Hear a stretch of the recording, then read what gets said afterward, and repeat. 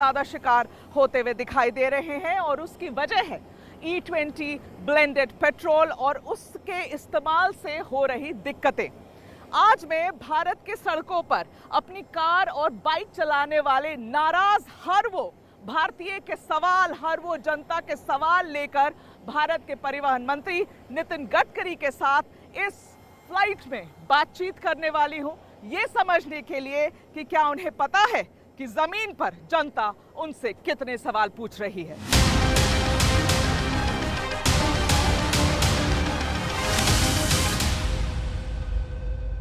गडकरी जी, आपका बहुत बहुत स्वागत है एबीपी न्यूज पर। अब हम ऐसे समय पर ये इंटरव्यू कर रहे हैं जब आपके ऊपर, आप नितिन गडकरी जी के ऊपर बहुत सवाल उठाए जा रहे हैं, जनता के सवाल। वो सवाल लेकर मैं आई हूं सर, और मैं आशा करती हूं कि आप सारे सवाल के जवाब जनता के लिए देंगे, मेरे लिए दे या ना दे सर।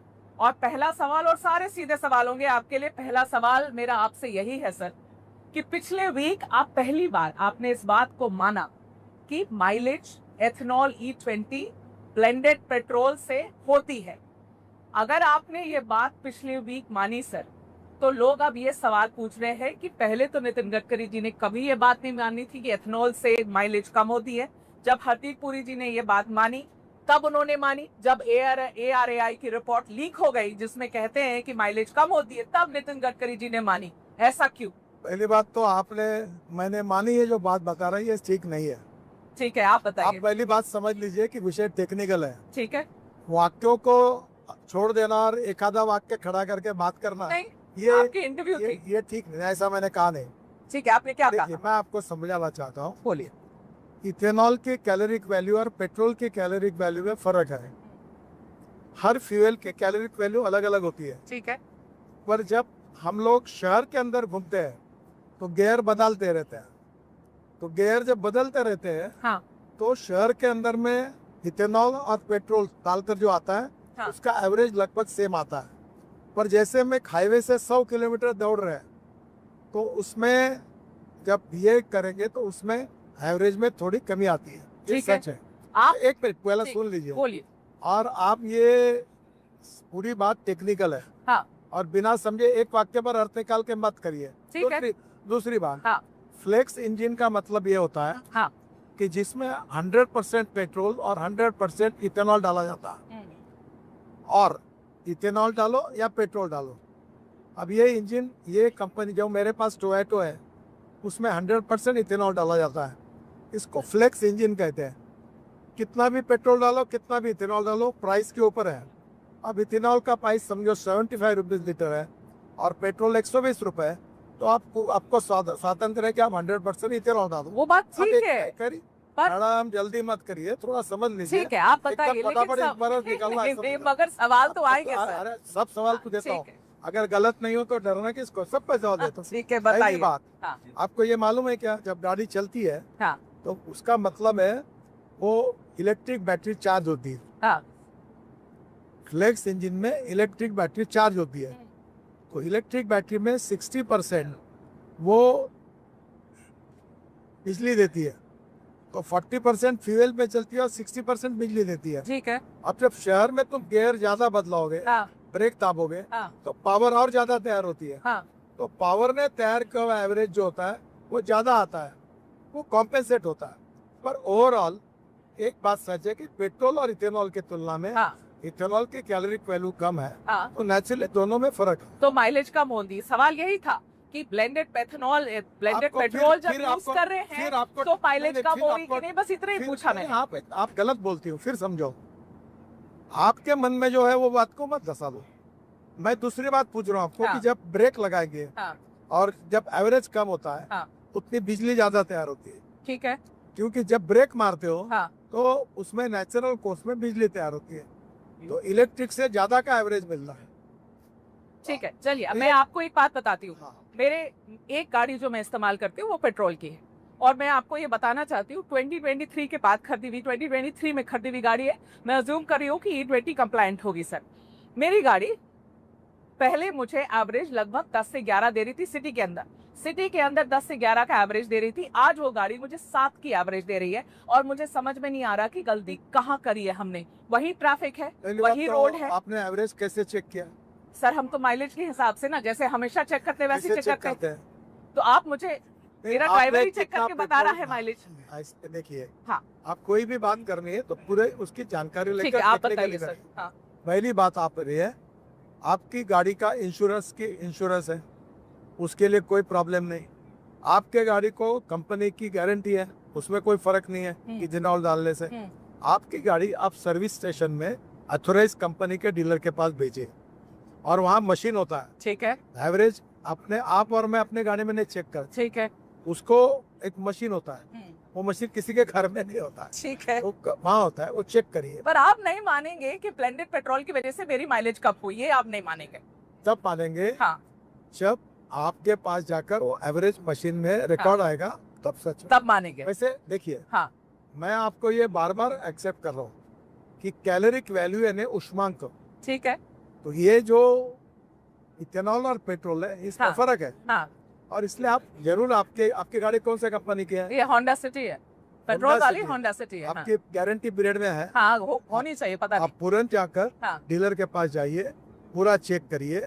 चेक करने के बाद उसमें फॉल्ट होगा, 1 मिनट फॉल्ट होगा तो गारंटी पीरियड में उसको सुधारने की जिम्मेदारी। और अगर फ्यूल की वजह से मेरी माइलेज कम हुई तो नितिन गडकरी जी क्या करेंगे, क्या मदद होगी मेरी, बताइए। मेरी बात सिद्ध तो होने दो, हमारा जल्दबाजी क्यों करते हो? ठीक है, आपको ये सिद्ध करना है क्या कि आपकी गाड़ी में मुझे सिद्ध नहीं करना, मुझे जानना है कि क्यों हुआ ऐसा। पहली बात, हाँ अगर कोई घटना होती है तो उसके पहले आप सजा डिक्लेयर क्यों करती हो?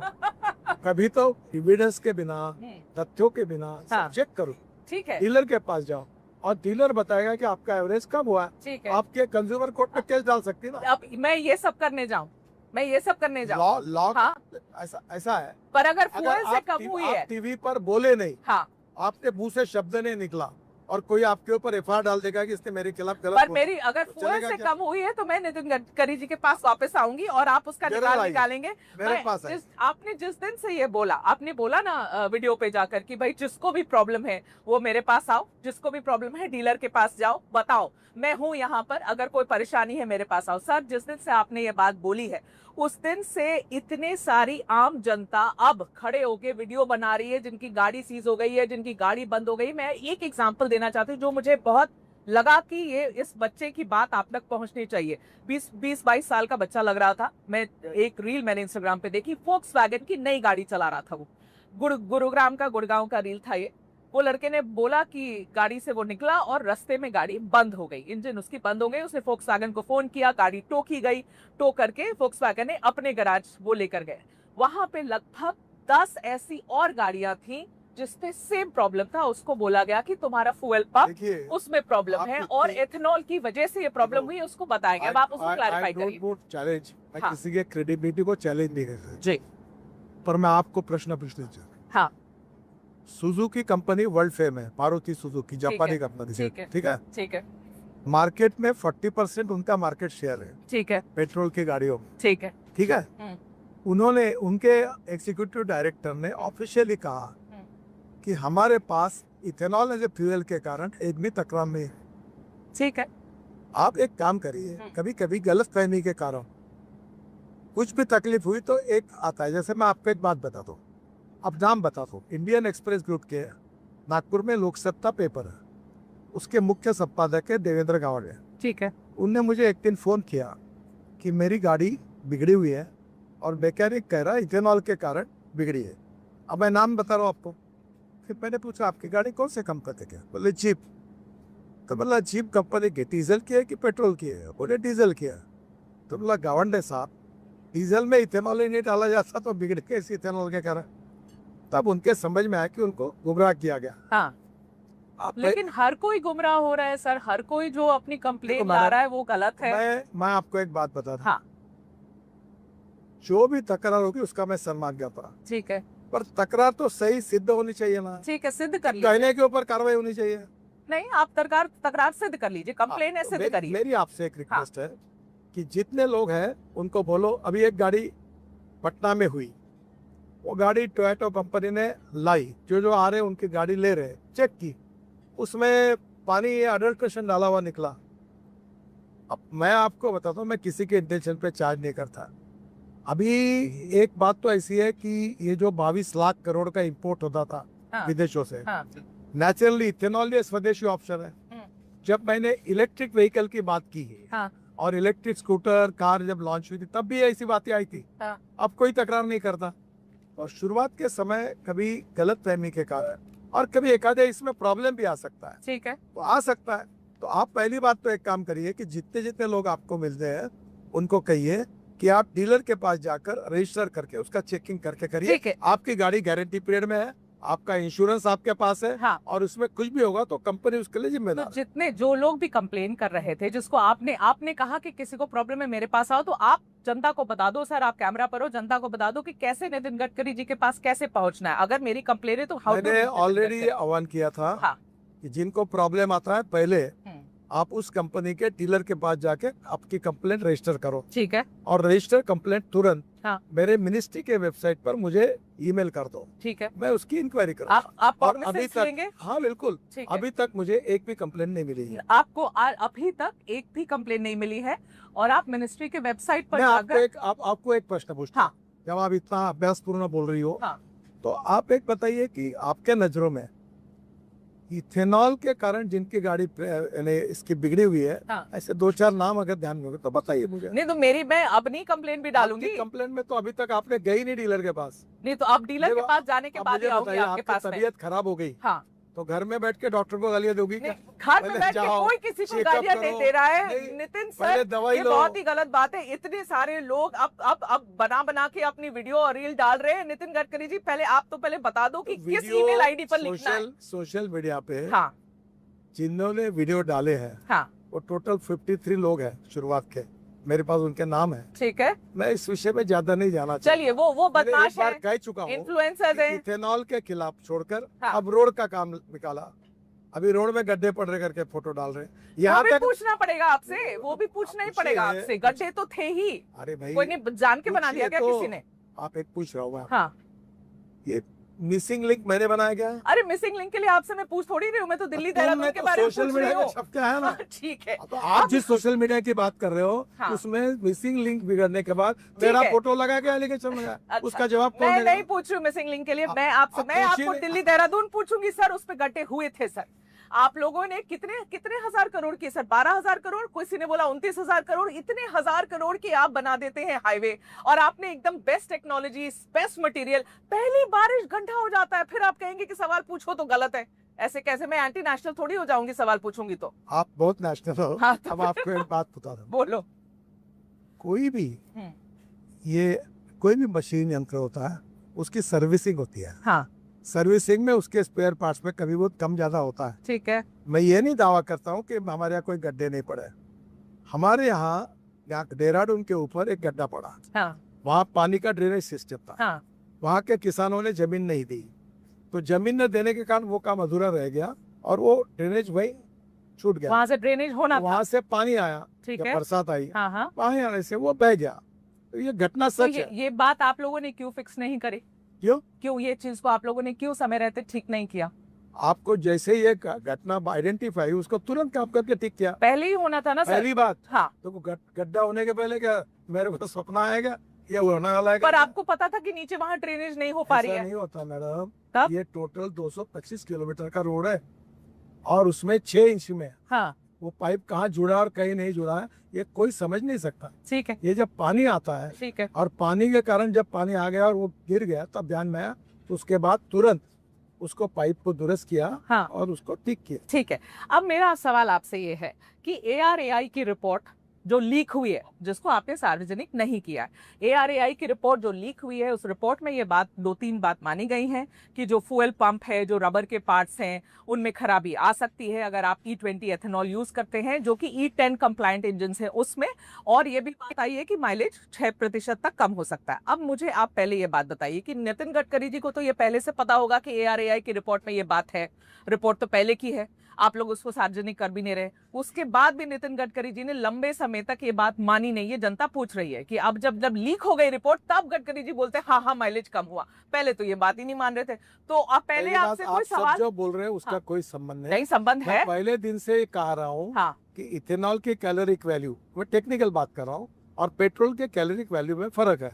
अब जब कैलोरी की वैल्यू अलग आती है तो उसमें नेचुरली जब होता है उसमें फ़र्क रहता है। तो आप सबको पेड कैंपेन बोलेंगे, आप कहेंगे सब पेड कैंपेन है, सब ऐसे लोग हैं, ऐसे नहीं, जनता के भी सवाल है ना सर, कभी तो मान लेना चाहिए। अभी आपको ड्यू रिस्पेक्ट हुई, हाँ, मेरे खिलाफ सोशल मीडिया पर एक आया क्या कि गन्ने का जूस गाड़ी में डाल रहा हूँ मैं चीटी आ रही है, और चींटी आ रही है। वो तो गलत था, समझ अब आया। मुझे बताइए हाँ। कि चींटी आती क्या इसमें? अब आपको नहीं, वो गलत था, वो मैं इथेनॉल, मानती हूँ। आपको एक मालूम है इथेनॉल अल्कोहल है। हाँ, अब ब्रांडी और विस्की जो बॉटल खोल के पीते हैं तो उसको चींटी लगती है कहीं किसी? देखी क्या आपने? ब्रांडी, विस्की, रम और इथेनॉल एक ही है, वो पेट में डाल रही है गाड़ी में, वो अल्कोहल है। तो मैं मान रही हूँ गलत अब है। ये चींटी आ रही, तो आप जो सोशल मीडिया की बात करते हो उसमें कोई जुनैती लोग होंगे और कोई इस प्रकार की न्यूज़ भी चाहते। ठीक है, पर तो एक बात बताइए, ARAI की रिपोर्ट को सार्वजनिक क्यों नहीं किया जा रहा? मतलब ऐसी कॉन्फिडेंशियलिटी क्या है? मैं जब पढ़ रही थी उसके बारे में लिखा है कमर्शियल कॉन्फिडेंशियलिटी की वजह से ये रिपोर्ट सार्वजनिक नहीं की जा रही है। अब कोई ऑपरेशन सिंदूर पे तो ये रिपोर्ट है नहीं, ये यहाँ की देश की पेट्रोल एथेनॉल पर रिपोर्ट है, फिर क्यों नहीं? तो सर उसको आप क्यों नहीं निकाल दे रहे हैं? आपको एक मालूम नहीं है, तो कोई कॉन्फिडेंशियल नहीं होती।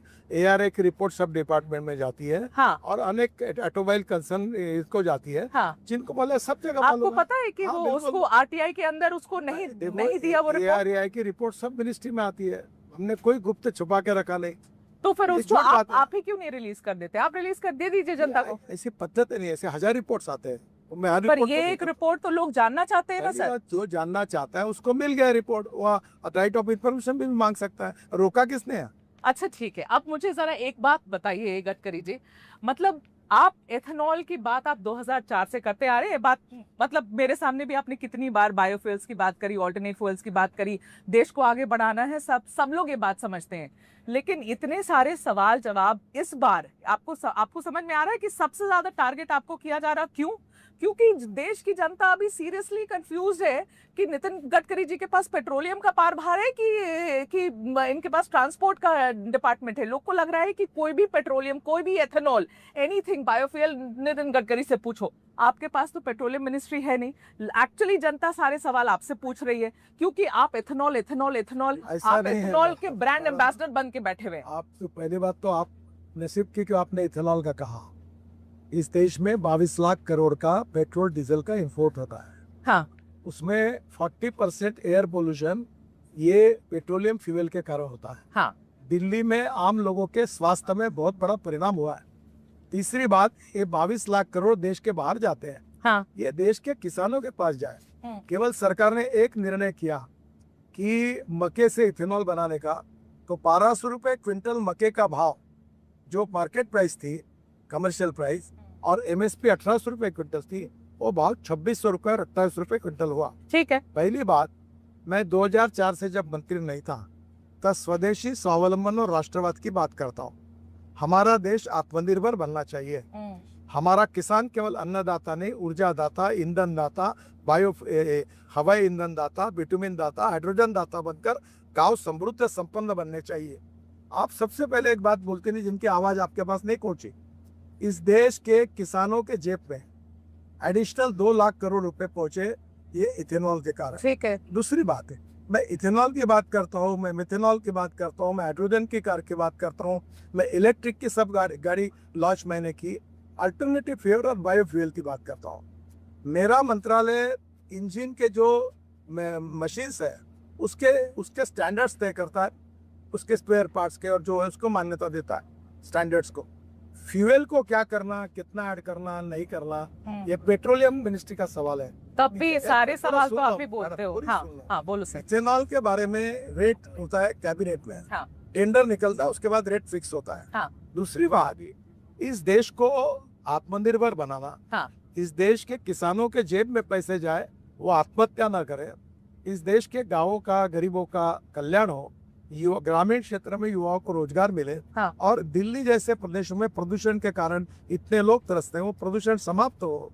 ये देश के हित में, समाज के हित में, मैं एक सामाजिक कार्यकर्ता के नाते बहुत 2004 से बात कर रहा हूँ। ठीक है। और इसलिए मैं ये बात कर रहा हूँ, ये अल्टरनेटिव फ्यूल, बायोफ्यूल की, ये देश और समाज के हित में बात कर रहा हूँ। ये कोई सब हाइड्रोजन मैं बना रहा हूँ, इलेक्ट्रिक मेरे घर पे तैयार हो रही है, ये 550 इंडस्ट्रीज है और ये कोई सब मेरा धंधा है। इस हाँ, प्रकार वो भी लोग कह रहे हैं आपके बेटे निखिल गडकरी जी के बारे में। पहली बात, इथेनॉल आने के पहले ही हमारे यहाँ शुगर फैक्ट्री थी और शुगर फैक्ट्री का बायर प्रोडक्ट अल्कोहल तैयार होता है और अभी तो इथेनॉल से ज्यादा अल्कोहल हमारे यहाँ जाता है। सर वो क्यों कह रहे हैं पता है? वहां पर नीचे आप पढ़ोगे ना कमेंट्स में, उन्होंने आपके बेटे की जो कंपनी है सियान एग्रो, उसकी नेट प्रॉफिट निकाल दी है कि 5 करोड़ के आसपास की नेट प्रॉफिट से लेकर 225 करोड़ तक इनकी नेट प्रॉफिट पिछले 5 सालों में 4500% ऊपर बढ़ गई है। ये भी वो कह रहे हैं कि आपकी कंपनी की रेवेन्यू 17 करोड़ से 510 करोड़ एक साल में बढ़ गई है, इसीलिए सवाल उठ रहे हैं। बात बताऊं, हाँ, अगर कोई बात झूठ बोलने से डिफेमेशन केस होती है। हाँ, आपने जो पढ़ा इसके ऊपर मैं आपके ऊपर डिफेमेशन केस भी कर सकते हैं। पहली बात, आप झूठ बोल रही है, यही अवेलेबल है। सोशल मीडिया का क्या रेफरेंस दे रही हूँ मैं? अधिकृत आप जाओ मेरे, आप ठीक है बताइए। पहली बात बताइए, मेरा हमारे बेटे का मुख्य पावर का है, शुगर का है, एक्सपोर्ट का है, ठीक है, उसके साथ और छोटे छोटे उद्योग है। उसका टोटल ग्रुप का टर्नओवर जो है वो टर्नओवर में इथेनॉल का 10% भी नहीं। ठीक है, और ये तो ये आंकड़े गलत है, 100% गलत है। ओके। दूसरी बात, मैं सेबी में कंपनी रजिस्टर है, ठीक है, शेयर वैल्यू कम ज्यादा होती रहती है। अब वो शेयर वैल्यू जब बढ़ी थी तो उसने उसका उल्लेख करके लिखा हुआ है और ये कंपनी के अंदर है, सेबी के इसमें कंट्रोल होती है। ये बातें जाहिर बातचीत होती नहीं, ठीक है, ये पूरी तरह झूठे आंकड़े देकर, ये मालूम ही नहीं उसको। तो ये गूगल के आंकड़े हैं सर? अरे भाई, अरे गूगल तो आप बोलो ना, मैं डिफेमेशन सूट डाल दो आपके ऊपर, ठीक है, आप किसी भी बात पर आप उसका आधार बन के पूछोगे तो you take the responsibility. So this is incorrect. Okay, पहली बात कि टोटल इथेनॉल का टर्नओवर 10% भी नहीं, ठीक है, उस कंपनी में। और उसमें बाकी भी शुगर है, वो लॉस मेकिंग है। 1600 करोड़ का कर्जा है बैंकों का, 1600 करोड़ का कर्जा है आपके ये सियान कंपनी के ऊपर। 1600 करोड़ का कर्जा है। पूरे इस पे ग्रुप पर। और कंपनी लॉस मेकिंग है? नहीं, कंपनी थोड़ा प्रॉफिट करती है। ओके, अनेक जगह दिक्कतें से चलती है, शुगर फैक्ट्री की स्थिति अच्छी नहीं है। आप अच्छा, ठीक है, उसमें नहीं जाते हैं आप। मैं एक बात बताता हूँ, इसके लिए गवर्नमेंट के 10 डिपार्टमेंट है, राइट ऑफ इंफॉर्मेशन में निकालिए। ठीक है, मेरे बेटे का और कोई इथेनॉल का कोई संबंध नहीं। ठीक है, हमारी शुगर फैक्ट्री इथेनॉल शुरू होने के पहले शुरू हुई थी, ये गलत वो मुझे पता है। वो मुझे पता है। मैं इथेनॉल, इलेक्ट्रिक, हाइड्रोजन, हवाई ईंधन, अल्टरनेटिव फ्यूल, बायोफ्यूल की बात जो कर रहा हूँ, ठीक है, ये मैं राष्ट्र और समाज के हित में बात कर रहा हूँ। ठीक है, ये हमारा इम्पोर्ट बचे। ठीक है, जो गांधी जी कहते थे आत्मनिर्भर भारत बने, क्या देश का 22 लाख करोड़ देश के बाहर जा रहा है? ये ठीक है? तो देश में 40% जो पोल्यूशन हो रहा है पेट्रोलियम फ्यूल के कारण, ये पूरी दिल्ली के लोग ग्रस्त है, ये ठीक है? क्या अभी लड़ाई की स्थिति आई, गैस पेट्रोल की टंचाई आई, हमारी अड़चने पैदा नहीं होनी चाहिए? इसके लिए हमने आत्मनिर्भर नहीं बनना चाहिए? बनना चाहिए। ये करना, इसकी बात करना अगर गुनाह है तो मैं गुनाह करता हूँ। ठीक है, तो आप जो बात कर रहे हैं सर, ये मैं कुछ आंकड़े निकाल रही थी कि कितना फॉरेन एक्सचेंज बचा है। ये एक एस्टिमेट है, वो ये कहता है कि फॉरेन एक्सचेंज में लगभग 1.5 लाख करोड़ रुपए की कमी आई है। आप लोग ने जो एथेनॉल ब्लेंड किया उसकी वजह से 1.5 लाख करोड़ बचे हैं देश के, ठीक है। और ये भी बताया जा रहा है कि सालाना लगभग 4.5 करोड़ बैरल कच्चे तेल की भी बचत हुई है सर। अच्छा हुआ कि बुरा हुआ? अब सुनो तो मेरा सवाल, तो आप सुन लो मेरा सवाल सुनो। आप लोगों ने इस साल 10 जून को सर 22% से 30% सेंट्रल एक्साइज भी कम किया है एथेनॉल ब्लेंडेड पेट्रोल पर, ठीक है। इतना आपने छूट दी, इतना सब कुछ अच्छा हुआ, बढ़िया हुआ। पर अब सुनो तो मेरे सवाल तो सुनो सर, इसके बावजूद भी पेट्रोल के दाम कम क्यों नहीं हुए?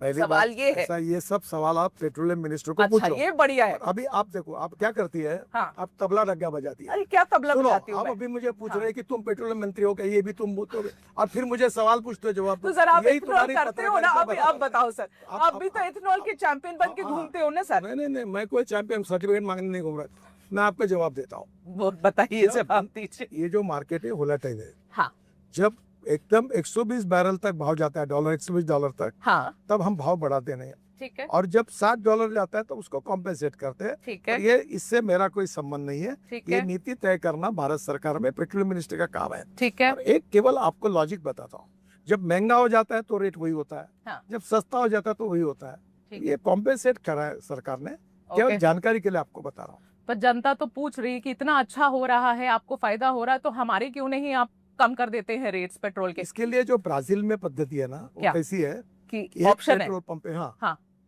27% इथेनॉल, हाँ 100% इथेनॉल, हाँ 100% पेट्रोल, ठीक है। अलग अलग रेट लिखे, जिसको जो भरना है भरो। तो सर ये क्यों नहीं करवाते हैं यहाँ पर? ये अवेलेबिलिटी थोड़ी। ये अच्छी बात है, पर ये करने का अधिकार पेट्रोलियम मंत्री जी का है। आप बोलेंगे उनसे, बात करेंगे आप?